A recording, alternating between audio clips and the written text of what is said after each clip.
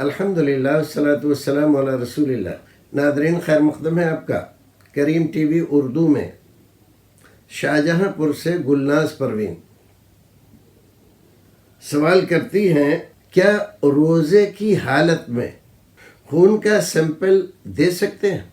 کسی بیماری کے جانچنے کے لیے آج کل بدن سے تھوڑا سا خون نکالا جاتا ہے اور پھر لیبارٹری میں لے جا کر اس کو جانچا جاتا ہے کیا چیزیں ہیں اس میں، کون کون سے جراثیم پائے جاتے ہیں، کون سی بیماری کی طرف سنکیت کر رہا ہے یہ۔ اس سے روزے میں کوئی فرق نہیں پڑتا۔ روزہ آپ کا صحیح و سالم رہتا ہے، جسم سے کسی چیز کے نکلنے سے روزہ نہیں ٹوٹتا ہے، جسم میں کسی چیز کو داخل کرنے سے روزہ ٹوٹتا ہے۔ آپ پیشاب کریں تو جسم سے پیشاب نکلا، آپ قضائے حاجت کو جائیں وہاں سے فضلہ نکلا تو اس سے روزہ ٹوٹتا ہے کیا؟ کچھ نہیں۔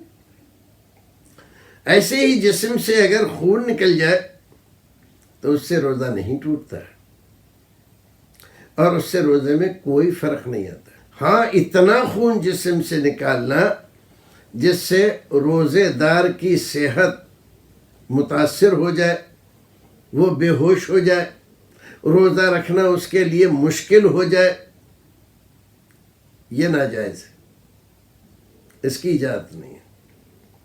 ہاں، تھوڑا بہت سیمپل کے لیے اس سے کوئی فرق نہیں پڑتا آدمی کے جسم میں، تو سیمپل لے سکتے ہیں، دے سکتے ہیں، اور روزہ آپ کا بحال ہی ہے، صحیح ہے، درست ہے۔ ہاں، خون چڑھانا یہ روزے کو متاثر کرتا ہے، تو اس سے بچیں اور اس سے پرہیز کریں۔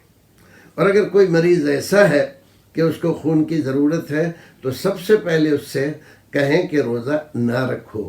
آپ مریض ہو اور مریض کے لیے شریعت نے آسانی رکھی ہے، آپ اس روزے کی رمضان کے بعد قضا کر لیں۔ تو آدمی اتنا سیریس ہے کہ اس کو خون چڑھانا پڑ رہا ہے تو اس کو روزہ نہیں رکھنا چاہیے۔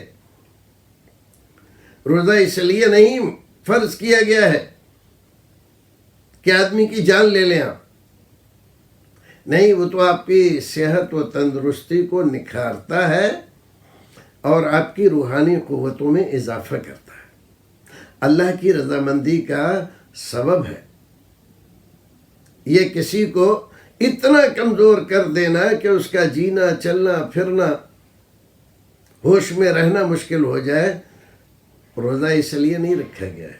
تو ایسے مریض جن کو خون چڑھانے کی ضرورت پیش آ رہی ہے، ایسے لوگوں کو روزہ نہیں رکھنا چاہیے۔